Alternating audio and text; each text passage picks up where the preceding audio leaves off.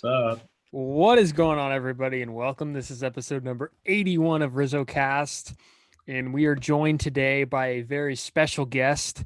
Um, Usually, I mention in our bios on Twitter and Instagram and all of our social media pages, it's amateur and professional baseball players, coaches, media, and fans, and we have a big fan of the San Francisco Giants with us today, Tylor Hall. He's known in the Giants community as the first 22nd K in Oracle Park history. And he also has a podcast that he does with a friend of his called Bay Baseball, where they cover the Bay Area baseball and general MLB news. It's Tylor Hall. Welcome to the show, Tyler. What's up? Hey, Steven, how's it going, man? Thanks for having me. Glad to be here. Super excited to have you here. I know we've been trying to get this together for quite some time, and what better way and what better time to get this together while the Giants are about to embark on a postseason journey after their best regular season team of all time. So I'm going to kind of start there. 107 wins. I mean, obviously, we talked about this in the past episode with Doug Hayes. We can't say enough about 107 wins. It's the most in franchise history. The Giants had an all-time great year when nobody expected it, you know? So I want to ask you, and I asked Doug the same question. Heading into the year, where was your, kind of optimism? I can't talk right now for some reason. Optimism in terms of win totals or projections for this season. Yeah, I mean, going into the year, I was thinking, tops, maybe they could kind of carry what they had last year over a whole 162, maybe float around 500, maybe sneak into a second wild card spot. And then from there, I was happy with that because, the teams have proven, especially the Giants in the past, all you need is a ticket to the dance and anything can happen. So, I was thinking, best case, maybe a mid to high 80s and maybe sneak into the playoffs. And they didn't sneak into the playoffs. They bulldozed into the playoffs.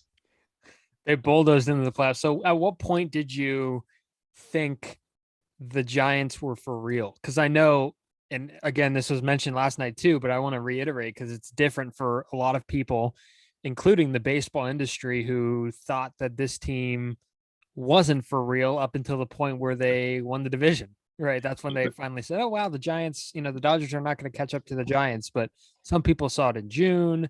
Really, really bold people saw it in like end of May, All-Star break. I mean, where did you kind of see this magic start building up? The people that say they saw it in May, I think, are stretching it a little bit. The beginning of the season, I was just trying not to get too excited.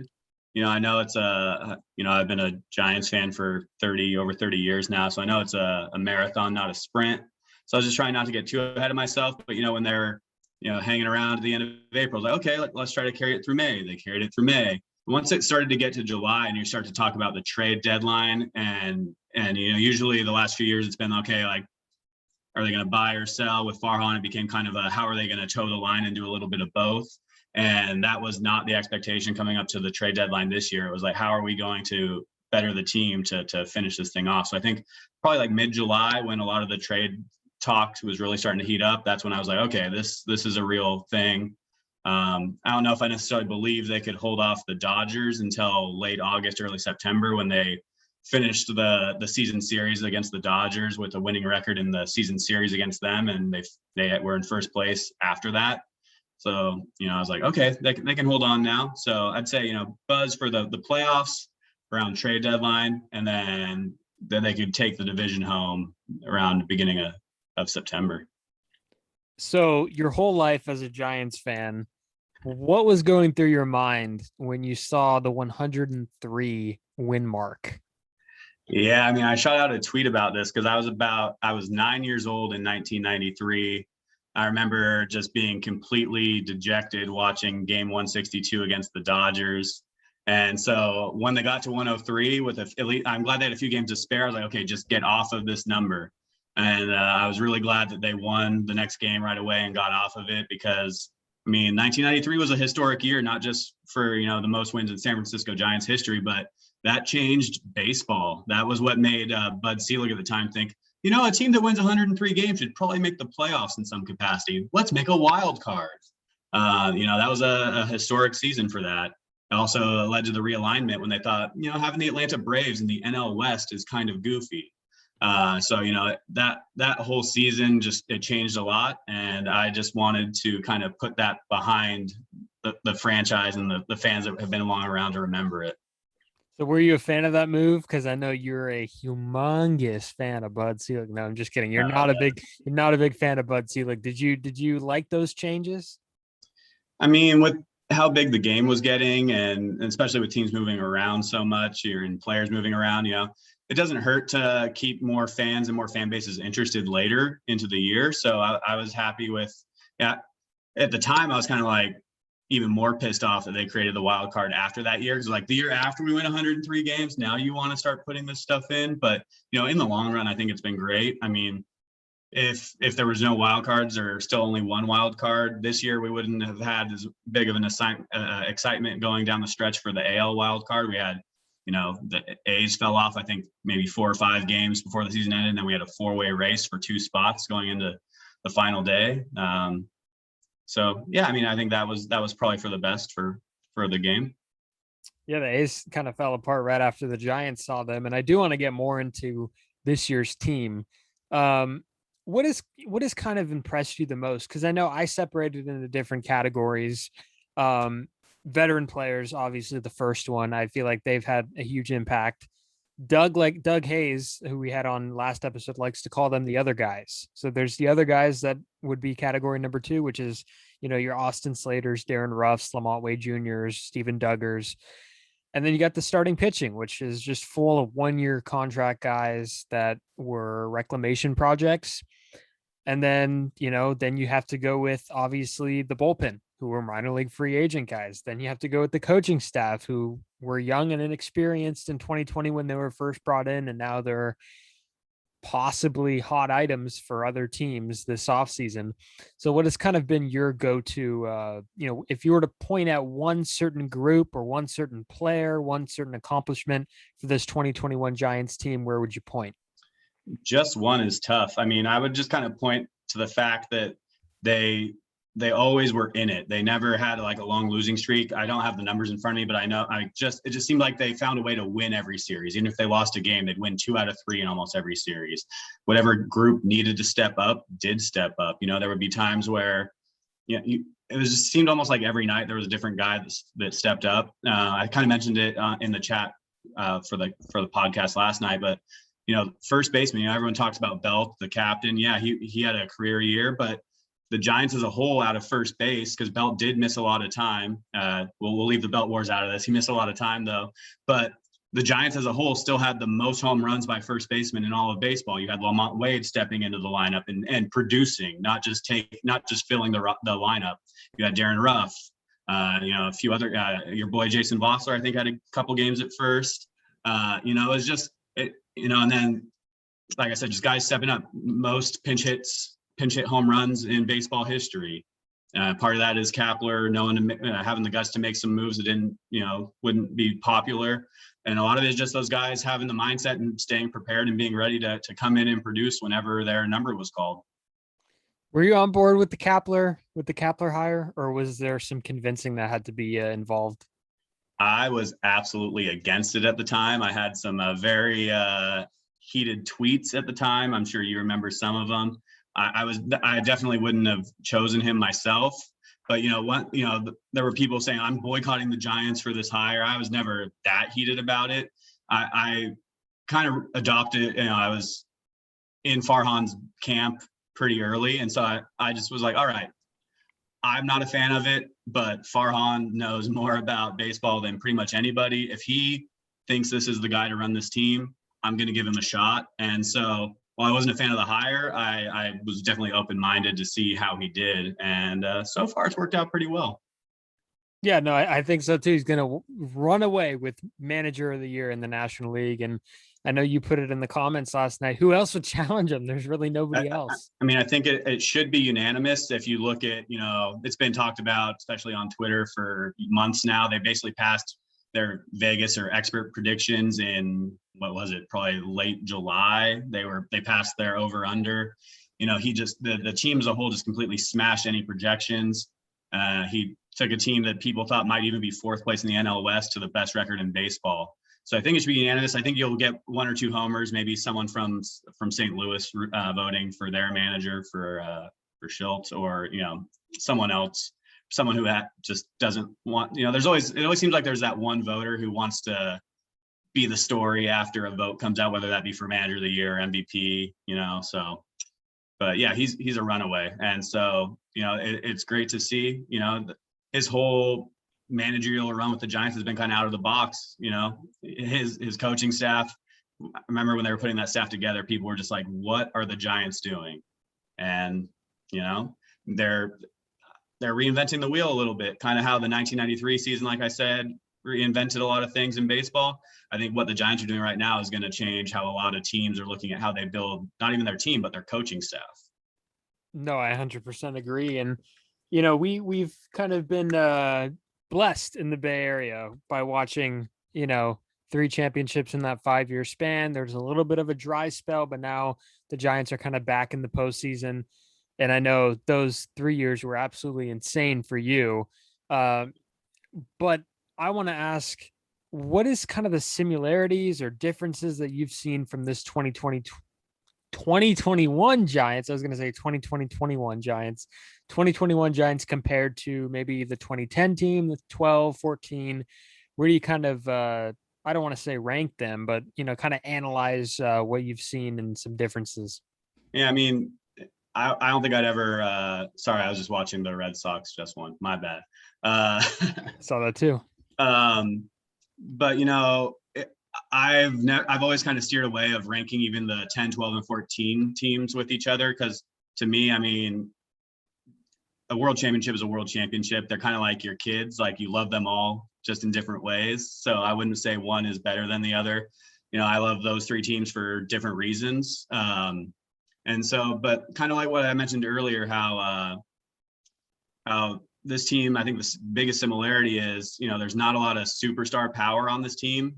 I mean, although if you would have told the Giants they were going to have Chris Bryant, Evan Longoria, Buster Posey, like 2014 versions of them, you'd be like, oh man, we have an all-star team. And, they've had some resurgence, which is great. But, it's just a bunch of guys that you didn't necessarily expect this from, but they play great ball together. They're very unselfish. They're going to take whatever role is given to them, and they're going to do what they can to help the team win. And, I think a lot of people overlook chemistry and just giving up yourself for the team in a lot of aspects, especially in pro sports. And I think that chemistry is there. Look, this team has a lot of fun together too, which I think is key, especially over 162 games. You got to enjoy who you're playing with. Otherwise it's going to get old at some point. Yeah, and they've said that a lot. They've said that, even Buster Posey said this is by far the best group that he's played with, which is eye-opening. And Brandon Belt said this is the best one. And it's crazy how some of the veteran players have, thought that way. And another thing that I want to say is that this team is never, compared to the other ones, and, I was younger at the time, and now I kind of maybe understand a little bit better, but this team is never out of games. I mean, 4-run leads for the opposition is nothing. I mean, this team is resilient, and I know resilient was the word that the Giants kind of branded themselves as resilient SF before the season, and somehow like they lived up to it, and it's amazing how that worked. Kind of a coincidence in a lot of ways, but they're never out of a game. Yeah, even some of those teams, like maybe probably the 2014 team, maybe more. Like if they fell down 2 or 3 runs early, you're like, oh man, like I don't know, maybe I'll go do something else. I'll get some chores done, and then I'll come back later and see. When this team falls down early, I'm like, okay, how are they going to do this? It's going to happen. I'm not leaving the couch because I want to see how it happens, because it might not be late night Lamont in the 9th. It might be a key rally in the 6th or something. They're going to find a way to make it close and often take the lead and then hold on to that. So do you have an answer? Because when I asked Doug this question, he didn't, he looked at a few different things. Do you have an answer if I ask what was your favorite like moment or win from this season? I mean, because honestly, there's like 5 or 6 that are like incredible. There's 107 of them, but but no, there's one that was I was at a couple of them that I think were just really awesome wins. I was at the game, I think it was a Tuesday night in San Francisco, where Bellinger threw it halfway up the net in third. I was there with a bunch of friends from Giants Twitter. We were having a good time. We were down the right field line. We had the perfect view from behind first base of that throw. And right when it left Bellinger's hand, everyone just starts jumping before he even cleared third base. At one point, no joke, I know you know about this. Yeah. Somewhere between like 17 and 19-year-old kid just hops on my back. I thought it was one of my buddies. And so like I ran down a couple rows and came back, and I turned around and I see the friend I thought it was jumping on my back, and he's staring at me like laughing. And it turns out it was the kid from the row behind us. You know, it was just, that was a great win. And that was a memorable moment for me. I was at the game in Oakland where Donnie Barrels hit that late inning pinch hit homer to take the lead. You know, just stuff like, you know, those moments. You know, there's a couple of those Talkman plays who, you know, hopefully he gets a ring for his efforts. You know, I've said a few times on Twitter, you know, there's two wins almost single-handedly because of Talkman. And some people say three, depends how you cut it. Either way, hey, the Giants won this division by one game. If he doesn't save those 2 games, you know, you can't say it would have all played out the same otherwise, but every win when you win by 1 game is huge. So like you said, it's impossible to pick one. There's a lot of awesome memories from this season. Yeah, Mike Talkman, it might be 3, or it might be 3 because he hit the grand slam and he has a big grand slam. There's a few innings left, so I don't, you know, the Pujols Rob home run is definitely, if he doesn't catch that ball, the game is over. So yeah, he had a big grand slam in Texas, and then he had a big, I don't know if it was a grand slam in Anaheim. It was like a 3-run homer or something. Yeah. But yeah, Mike Talkman, forever Giant, of course. Absolutely. Now you got me thinking, like, what about all time for Tylor Hall? Like, where would you, like, in terms of games attended, do you have one that stands out? I mean, I'm a huge Barry Bonds fan. Growing up as a kid, I loved Barry Bonds, and you know, I've taken some heat from non-Giants fans for that. I've defended that guy. I will forever. You can make a lot of arguments that this is the Tampa Bay Giants if he never comes aboard. And so I was lucky enough to be at 756, which was huge. It was just, my dad and I bought a 6-pack of tickets at the beginning of the year. That was before StubHub and everything, or StubHub was kind of around, but, you know, and we were coming from Sacramento, so we had to plan our games ahead. So 6-pack was perfect. It was like a game every month or so. All right, we know ahead we're going to get to at least these 6, and we'll get to another 3 or 4 throughout the year. And it just happened to be, we had $6 tickets for the left field bleachers for 756. And then I was also at 660 for I always try to go to home opener, and he tied Willie on opening day. And we had standing room only. So back when Bonds was approaching, I don't know if you know this because you were a wee lad back then, but when Bonds was approaching a milestone home run, if you wanted to get onto the arcade, you either had to have an arcade seat or a standing room only seat. You couldn't walk around the perimeter of the ballpark like you can now. They would lock it down. And so we had standing room only seats. And if I was about 20 feet taller, I could have caught 660 as it flew over my head into the bay. I literally watched it like this. That's incredible. So you were Lamont Wade Jr.'s mom before Lamont Wade Jr.'s mom. Definitely. That's incredible. I mean, that's funny because as you say that, I'm reading Game of Shadows, which, I mean, it won't change my opinion on anything. I'm still a Barry Bonds supporter. I still believe he should be in the Hall of Fame. I believe he was a Hall of Famer before steroids. 400 club already, 7 Gold Gloves already, you know, a few MVPs already. I mean, and I do want to get into this conversation right now. It's a nice segue. Good. I was going to say this could turn into a long conversation, so let's do it. Just what do you think? What would be? Is it an acceptable take for someone to say Barry Bonds does not belong in the Hall of Fame? Absolutely not. There's guys that used already. I mean, I think that the writers kind of get off on trying to be judge and jury and have kind of selective history. Take for instance, Jose Canseco's book. Whenever you think of Jose Canseco, pretty much everything he mentioned in his book has kind of been vetted out and proven true. There you go. There it is. Juiced. Bash Brothers. And, there are guys in the Hall of Fame right now that he claims that, he saw or even helped take steroids. There's, I just don't see how I think he's being penalized because he was the best that did it. I also think, people kind of underestimate the power that those performance enhancing drugs had on people. A lot of it were pitchers taking it. Helped them bounce back more, help keep their arms strong. One of the only people that admitted to doing it after the Mitchell report was FP Santangelo. He came out and said, yeah, I did it because I knew everyone else was doing it. And if I didn't do it, my career would be 2 or 3 years shorter. And when you're a guy like that, 2 or 3 more years of making, even if it's league minimum, that's a few $1 million for your family. That could help set your family up for life. And I don't care what you say, taking anything doesn't make you hit 762 home runs. It doesn't help your hand-eye coordination. It doesn't help. And I think a great thing about Barry was he never chased. He still stuck to the zone. You wouldn't get him chasing anything. So he would get one pitch a night and he would hit it out. And steroids don't help you do that. Yeah, or one pitch a series. But I wrote down a few points just now. You mentioned that pitchers were on the same thing, and I think that's a huge point. Eric Gagne was a PED guy, and they faced off. Yeah. A lot of times. That one epic Gagne Bonds at bat, if I'm scrolling through the timeline and I see it, I stop and watch it every time because it is just such an epic battle. And the most impressive thing about that is in the sequence, he pulls a 101 mile an hour fastball foul into the bay. Oh, like 60 feet into the bay too. It wasn't a cheapie. Yeah, that's insane. Yeah, same stuff. And you mentioned, how much power does steroids have? My guesstimate would be like 20 home runs that he gets removed. Like literally, I think that's the difference in the world is 20. I don't think it adds hundreds of homers. 15 to 20 is what I'm thinking, but it's just kind of weird to me, the select, and like people think that now that they test and stuff, that it's just not an issue.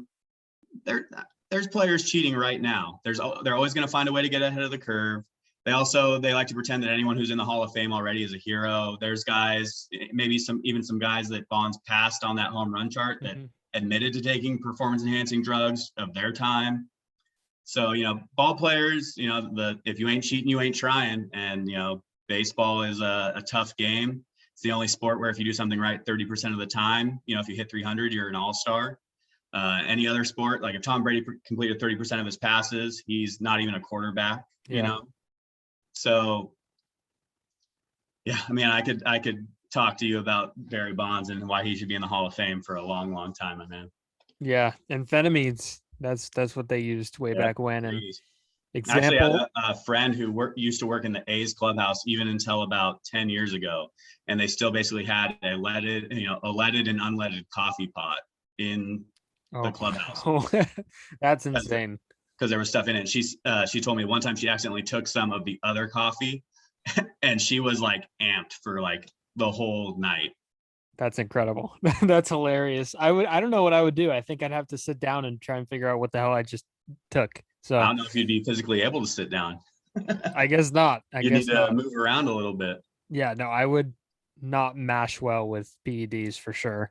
No, but that's always a fun subject to talk about, even though it is frustrating for a lot of people, especially, when David Ortiz walks into the Hall of Fame, and we've seen Piazza get in. When I brought up a minute ago how there's players now that are ahead of it, and there's some guys having great years right now that are in their 40s or late 30s, and it's just like, oh, what a great season. Mm-hmm. But when it was Barry, it was like, oh, he's cheating, that's why. So it's like, what are we talking about here? Yeah. And they all take if they are taking anything, it's usually a mask thing. They're taking a mask supplement to mask another supplement. Robinson Cano tried to do that, but the mask supplement showed up in his urine and they're like, oh, he's trying to mask something. And then they ended up seeing what he was trying to mask to. So that was double trouble for him. And he fell off the face of the earth, probably his Hall of Fame chances too. So no, steroids is definitely will always be a topic, especially people from your generation have, opinions on it. They put drug testing in, and Barry Bonds never failed a drug test. Roger Clemens never failed a drug test. It might have been illegal federally, but it was not illegal in baseball until they started testing for it, and they never tested positive. Yeah, well, I will try to play devil's advocate here. He did fail a test in 2007, but it was not meant to be public information. So, allegedly. Yeah, so, but and one last thing I'm going to throw out, baseball fans, especially ones that love the game enough to visit the Hall of Fame, they're going to know the era that these guys played in. They're going to have an idea what was going on. And I just feel like it discredits the Hall of Fame to an extent not to have some of those guys in the Hall of Fame. We don't have arguably the best hitter of all time, easily top 3, one of the best pitchers of all time, not in the Hall of Fame, just because voters don't like them. The thing about Bonds and Clemens too, they're also some of the more prickly guys with the media. You mentioned Ortiz, and he was just always a happy-go-lucky guy, so they love him. It just feels like they're doing themselves a disservice by not showing the best players in the game in that museum, more or less. Yeah, it's a museum. I understand that it's a fraternity among the people that are in there, and the Hall of Famers might not like it, but publicly it's a museum, and you can't leave out an entire era of baseball history. So when you can't play selective memory with that era either. Jeff Bagwell's in, Mike Piazza's in. Mike Piazza admitted to using Andrew, the same stuff that McGuire was on. But after McGuire had the articles written about him, Piazza got scared. It's in his book. It's all in his book, and he still got elected. I don't know how it happens. Pudge waltzed right in. Pudge, yes. Yeah, he was in Canseco's book, Juiced. You can't see it because my background, but it's there. But no, yeah, it's definitely a fun debate. And I do want to ask you, because you did mention that you were in the ballpark for 756. I'm gonna have a decent segue here and say that a lot of people weren't at the ballpark this season. Obviously the pandemic has something to do with it. Prices are always going to have something to do with it. Transportation is always going to have something to do with it.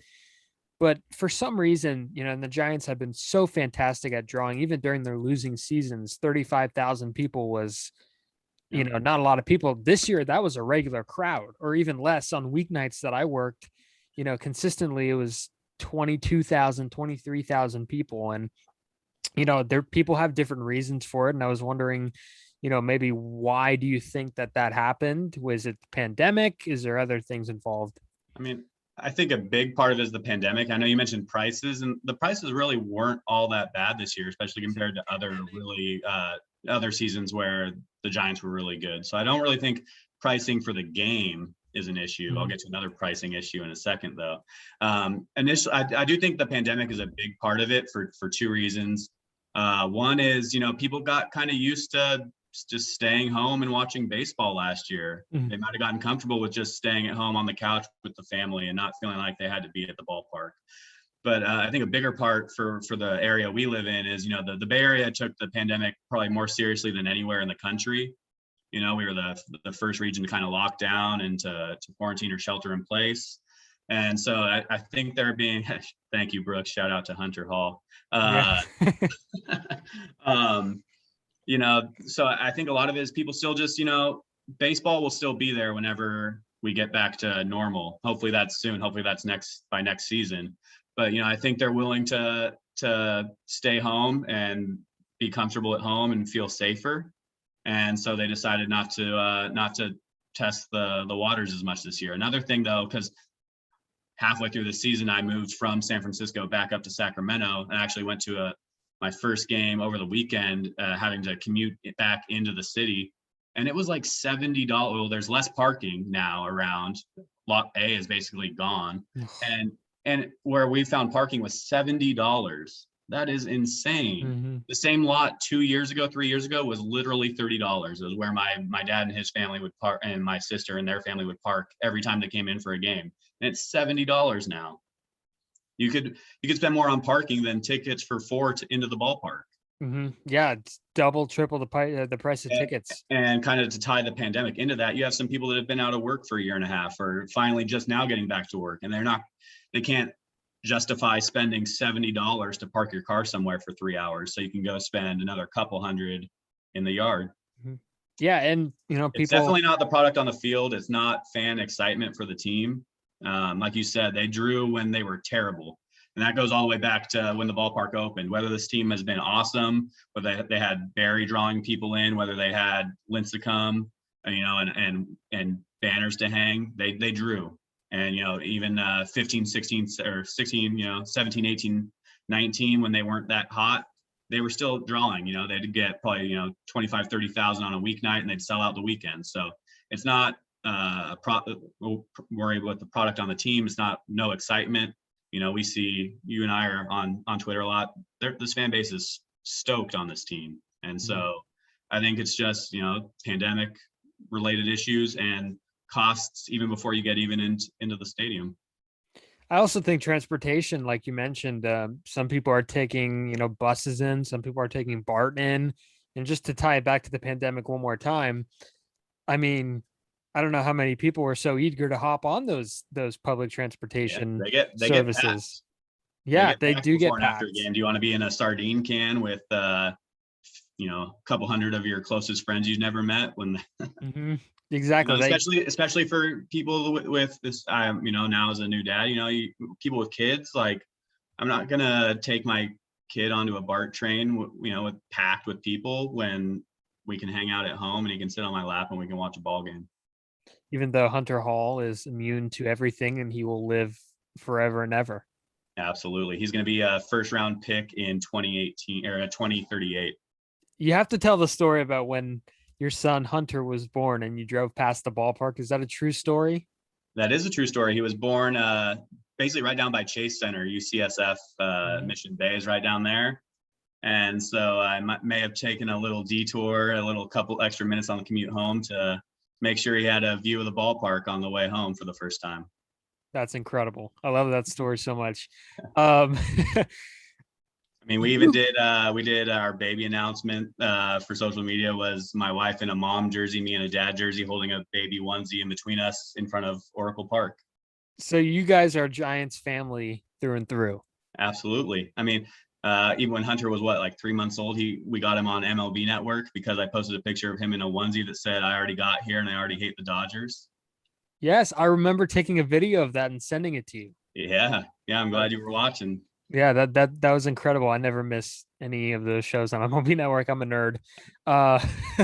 But that's incredible. When did you first start becoming a fan? Do you remember some of your like early childhood Giants memories? Some of my earliest ones are I just remember being out at Candlestick. I remember it always being cold and me never wanting to leave a game. I was lucky enough to grow up right down the street from my grandpa. So my dad, my grandpa, and I would go to Giants games. And my grandpa was like your traditional old man who was just going to wear a flannel wherever he went. And so there would be games where he was just freezing, like lips turning blue, and he wouldn't leave because he knew that I hated to leave a game early. I even remember where the fence used to be chain link in the outfield still, at least in some areas. So you'd have like hot dog wrappers pinned up against the outfield fence because of the wind and stuff like that. I remember, Will Clark was my first favorite player. I remember going to his last game as a Giant, and the Chronicle handed out those cards that said "Keep the Thrill" for the fans to hold up. Yeah, man, it's been awesome.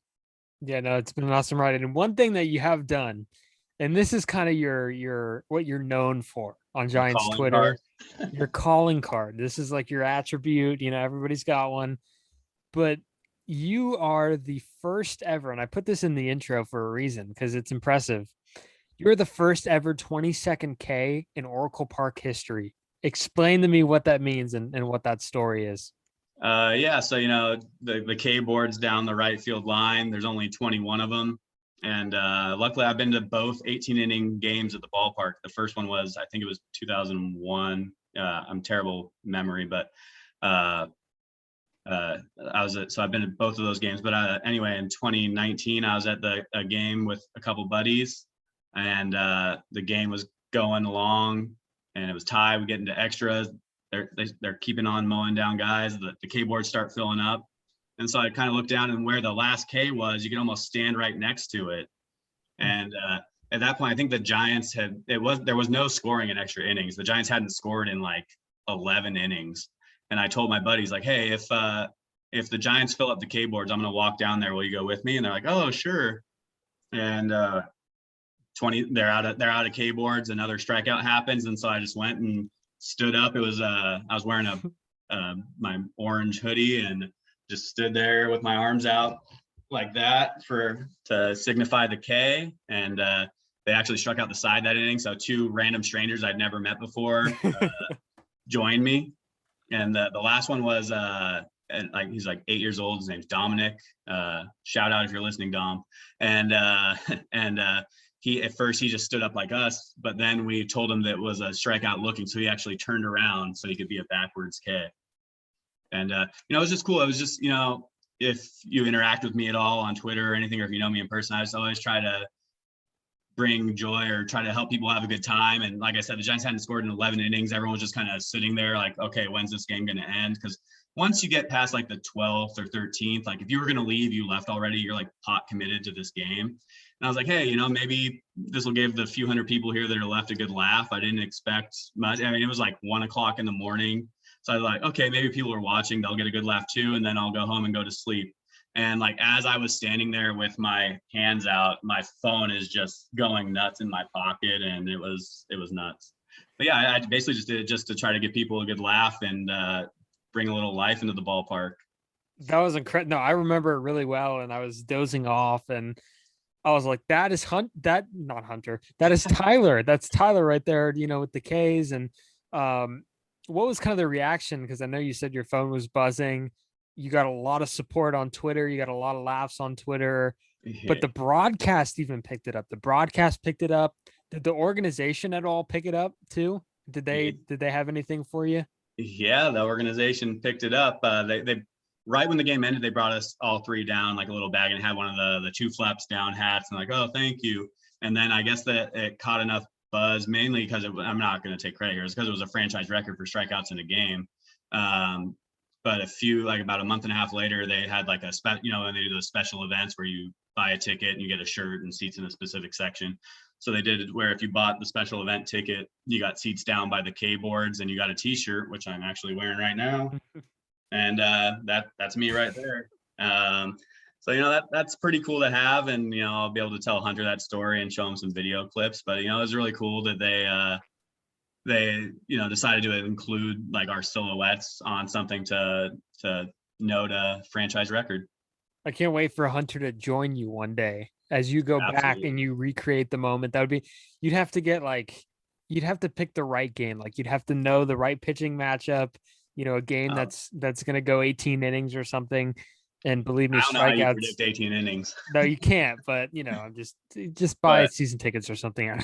Yeah, but it'll be cool to show him, and then one day we'll be able to take him down to sit by the K boards or something. So that's awesome. Yeah. Before we go, I don't know when this podcast is going to get released, but what I do know is postseason is at its early stages. So before we go, I want some predictions here. In terms of your Giants, any hot takes, I guess, you know what, let's start here. Wild card game, which might have happened by now if you're listening or watching. Who would you want the San Francisco Giants to play? And I know you and I have discussed about it. We've been in bubbles that have discussed about this. Who would you play, the Los Angeles Dodgers or the St. Louis Cardinals? I would want the Giants to play the St. Louis Cardinals because buzz and great matchups are one thing, but you get to the playoffs to win championships. And I don't care if the Dodgers were the Cubs with that team, I would want them to play the Cardinals. It's not because it's a Dodgers thing, it's because it's a matchup thing. And, the Cardinals aren't going to be a walk in the park either. They have 2 certified Giants killers in their lineup. They have strong starting pitching. I just think that out of those 2, especially in a short series, you could face Buehler, Urias, and Scherzer, good morning, good afternoon, good night, and you're done. And that's for any team. That's not the Giants. That's just anyone who has to face those 3. So if you can avoid that buzzsaw of a rotation, and we're not even getting into their lineup, which is also full of all-stars, if you want to win a championship, I think you have to say the Cardinals. Now, if they do end up playing the Dodgers, it's going to be memorable. I hope that the Giants win, obviously, but mostly so we don't have to deal with Dodgers Twitter for the next year. But yeah, I hope it's the Cardinals. If it's the Dodgers, bring them on. You know, we talked about a little bit earlier. We won the season series against them. It's not like they kicked our butts and they need to find a way to right the ship against them. So that's just my preference and my take on it. I know it's a hotly debated topic on Giants Twitter right now. Yeah, no, I definitely think the Giants would be better favored in a matchup against the Cardinals.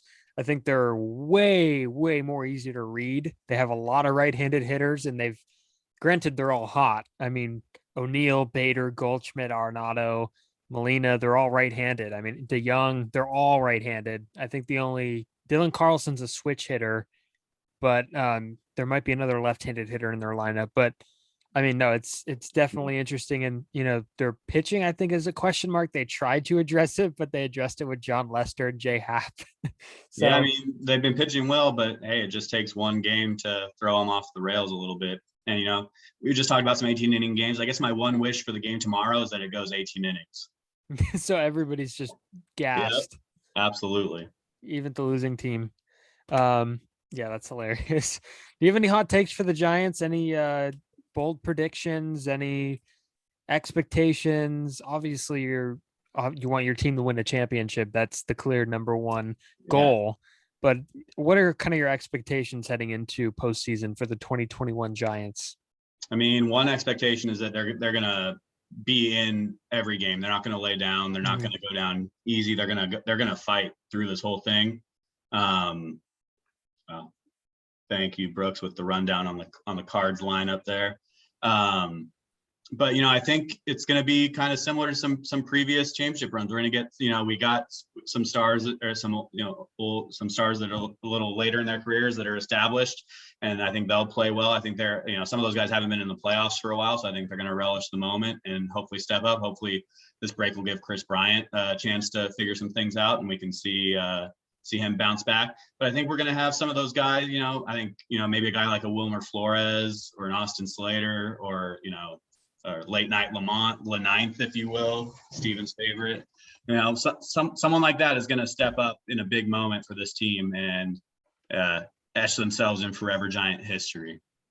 It was definitely Greg Papa that said that. There's nobody else that could have come up with LaNinth. Maybe the Giants social media page, but that is such a horrible nickname. Like LaNinth, like what are we even doing here? That's why it's not his nickname. Exactly. Late night Lamont is so perfect.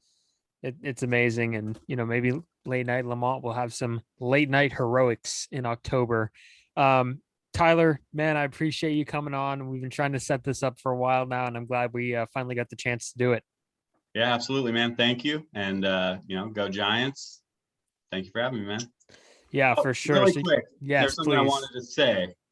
I wanted to make sure I got this out there for the whole world to see. I've known you for 5 years, man. And I remember very early on when we met, you told me that you were going to be a sports writer. You were going to cover the Giants, and your commitment is awesome. You're doing what you said you wanted to do already at a very young age. So I just wanted to say, yes.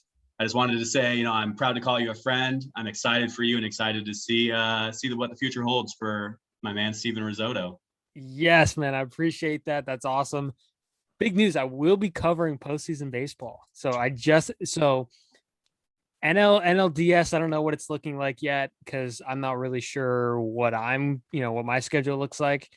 I will. What's more important than Giants baseball, Steven? I know. But, we're going to be away. So, but definitely NLCS World Series got the credentials approved today, got the email today. Awesome. And we're going to be good to go in that regard. But you get a +1.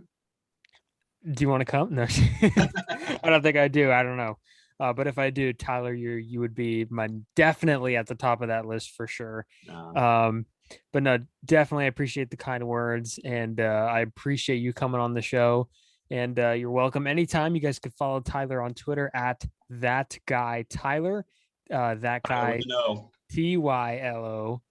Tylor, and then his podcast is Bebe Baseball with his friend Clayton Improta. Is that how you say his name? Clayton Improta. So go check that out too. It is And your then next source. year, SFG Giants History 2012 will be coming back. I'm going to bring it back. I did it in 2020 for the 2010 Giants. Recap every day so you can see where those championship teams were 10 years ago from that day. So that's incredible. I love that concept, and looking forward to it for sure to kind of relive some of those memories. And of course, you guys can follow the podcast on Twitter and Instagram at RizzoCast. Thank you guys for listening. Thank you guys for watching. Some excited stuff coming up soon, and see you soon.